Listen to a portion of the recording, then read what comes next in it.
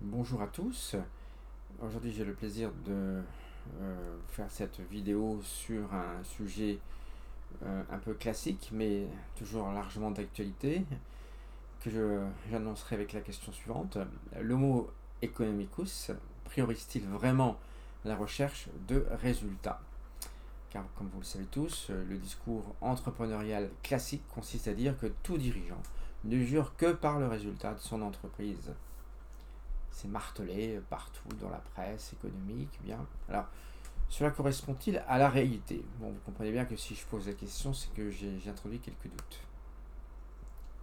Comment se fait-il dans ce cas que les dirigeants ne soient pas plus consommateurs de démarches comme le management vocationnel ou toute autre démarche de ce type, dès lors qu'il s'agit de méthodes qui produisent beaucoup de résultats concrets, justement?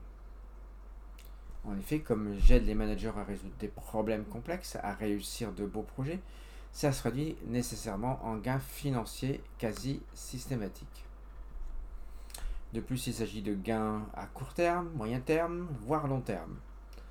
Le problème vient, la plupart du temps, dans la difficulté d'envisager de recourir à une méthode qu'on ne connaît pas forcément très bien, et même si on la connaît, on ne l'utilisera pas nécessairement abondamment, car on sait que cette méthode nécessite quand même quelques difficultés, quelques changements, quelques prises de conscience, du travail sur soi. Bref, on n'est pas au pays de la facilité. Et c'est là que le bas blesse en fait. L'homme est ainsi fait, il va toujours à la facilité. On parle souvent de la fameuse zone de confort de chacun, et on ne dira jamais assez combien il est difficile d'en sortir. On est d'ailleurs un peu tous comme ça.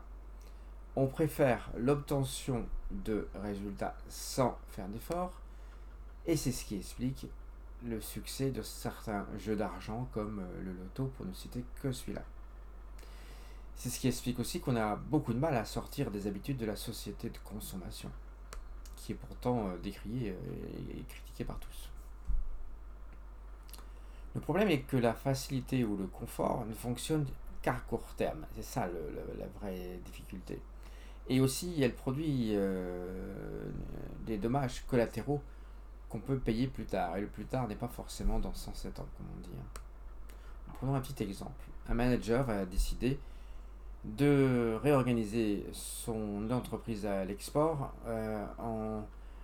en finalement ne bougeant que quelques petites choses et sans vraiment changer le vrai sujet qui serait par exemple le fait que le responsable export ne soit pas performant. Bien. Ce manager général sait que ce responsable export n'est pas facile à manager, il produit peu de résultats, et le changer supposerait aussi d'avoir une politique export bien claire, ce qui n'est pas forcément le cas. Le changer signifie aussi entrer dans une relation difficile et compliquée, car le responsable va sans doute résister si on lui annonce qu'on va le remplacer. Le manager général pèse donc le pour et le contre, et il se dit que même si la situation actuelle n'est pas glorieuse, elle reste malgré tout un peu bénéficiaire, et il ne se sent pas prêt à un travail sur soi important pour performer plus. Ça peut fonctionner comme ça à court terme, mais il ne faut jamais oublier qu'on n'est pas on n'est pas isolé, on n'est pas sur une île, même si on vit dans une île comme la Réunion. Nous avons tous des concurrents.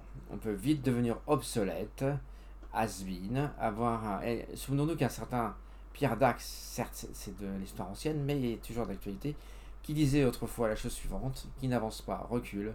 Et je crois que cette maxime de ce monsieur est toujours largement d'actualité, il avait bien raison. Car faire du surplace est une véritable illusion. En réalité, tout bouge autour de nous. Il suffit de regarder, même la météo. Et le surplace, finalement, devient en fait de la reculade. Les personnes sont souvent inscrites dans des routines en entreprise. Et comme souvent, c'est lorsque le danger vient d'ailleurs, de l'extérieur, qu'on commence alors à se mobiliser pour tenter de changer. Mais parfois, c'est déjà trop tard. Ça me fait penser à ces personnes qui ont une maladie grave et qui enfin décident d'agir pour améliorer leur santé, alors qu'ils auraient pu largement prévenir cette maladie avec justement avec un peu de prévention santé. Le danger, d'où vient-il? Je parle de danger extérieur. Il peut venir de l'actionnaire. Ah, vous allez dire, l'actionnaire, il n'est pas extérieur, il est dans l'entreprise. Non, il n'est pas dans l'entreprise. Il est souvent vécu comme extérieur par les salariés. Or, l'actionnaire qui n'est pas satisfait du résultat moyen de ses salariés, de ses dirigeants, va avoir tendance à le faire savoir. Et l'extérieur, c'est aussi les concurrents qui peuvent devenir plus sévères, plus brutaux. Et aussi la menace de certains cadres, on voit souvent ça, qui mobilisent les prud'hommes contre sa propre entreprise. Une baisse de la consommation de nos produits par nos clients, etc., etc. On présente souvent la capacité de résilience d'un individu comme une force, une grande qualité, car on se dit que c'est cet individu qui est vraiment capable de faire face à une situation très difficile et très stressante. Donc on dit bravo. Mais la résilience vaut aussi pour la résistance au choc que peut représenter le changement. Et des individus peuvent ainsi résister très très fort à toute attaque externe, pour le meilleur comme pour le pire. On le voit par exemple dans les fameuses grèves à rallonge dans notre pays et si friand. Alors que faire? La plupart du temps, il appartient aux responsables ou aux managers à la tête des entreprises, des organisations publiques, des syndicats, de sonner l'heure du changement et de donner l'exemple, de montrer l'exemple. Si ce dirigeant ne fait rien, il est peu probable qu'en dessous de lui, il y ait des initiatives heureuses en matière de changement positif. Il faut donc que tout manager travaille une grande qualité qu'on appelle le courage. Alors, que nous dit le dictionnaire sur ce mot? On nous dit que le courage vient du terme cœur. On dit toujours aussi avoir du cœur à l'ouvrage.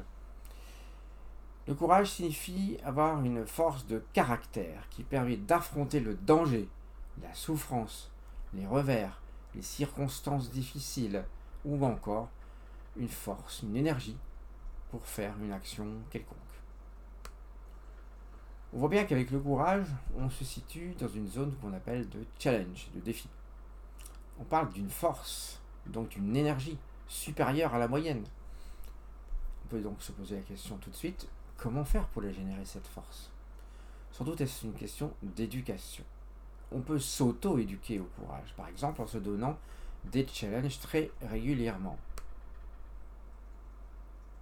Certes, ce n'est pas la vie facile, mais le fait d'être énergétique en permanence est plutôt agréable à vivre, et ça entretient et développe toutes les capacités physiques, mentales, morales, intellectuelles qu'on a en nous.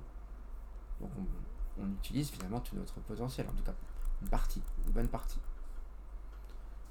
Sinon, on peut aussi avoir tout simplement recours à un professionnel, comme moi ou bien d'autres, qui va aiguillonner tout manager avec sa démarche du management vocationnel, en ce qui me concerne évidemment, pour ainsi mettre tout manager sous une saine pression pour faire émerger les fameuses forces recherchées. Alors il y a plein de talents dans la nature des femmes et des hommes. Ils sont là pour s'en servir. Moi-même, je n'ai aucun problème à me servir, entre guillemets, à aller recourir à tous les talents des personnes qui sont autour de moi. Sans doute faudrait-il accepter plus facilement d'avoir recours aux vrais professionnels, ceux qui ont cultivé tel ou tel talent au plus haut niveau. Alors c'est un peu la loi des 80-20, comme on dira, la loi de Pareto. Dans n'importe quel métier, on va trouver 20% de bons, d'excellents et 80% de moins bons. À nous de faire notre choix. Et il n'est pas bon, ni sage, en tout cas, de croire qu'on peut tout faire et bien faire. Certes, on peut arriver, on peut tenter de faire beaucoup de choses dans la vie. Mais c'est faux de se dire qu'on peut tout bien faire. Et encore plus faux si on dit qu'on veut se situer toujours dans l'excellence. Donc moi je recommande de l'humilité. Et ne pas avoir peur de se dire ouais, c'est telle chose, tel talent, ok je sais faire mais je ne suis pas excellent. Donc je vais aller le chercher, je vais aller le consommer entre guillemets, je vais aller le voir. Voilà, et je crois que d'abord ça crée des relations intéressantes, on s'enrichit avec la richesse des autres, n'est-ce pas? Et surtout on passe des caps intéressants. Ça suppose de l'humilité, hein, se dire on n'est pas capable de tout. Alors moi je dis, si ce type de vidéo que je fais là peut vous aider à réveiller toute ardeur pour aller chercher cette force supplémentaire qui va vous permettre d'aller de rendre comment dire de rendre votre vie plus intéressante et plus agréable, alors je pourrais conclure avec un certain sentiment de satisfaction et d'optimisme. Mais je ne me leurre pas. Et j'ai préféré conclure cette vidéo sur la citation d'un certain littéraire, Nicolas Boileau, que vous connaissez tous d'ailleurs, pas l'auteur, mais en tout cas ça c'est la citation. Il disait ceci: hâtez-vous lentement et sans perdre courage. Vous voyez, il utilisait le terme courage. 20 fois sur le métier, remettez votre ouvrage. Ça vous connaissez, n'est-ce pas?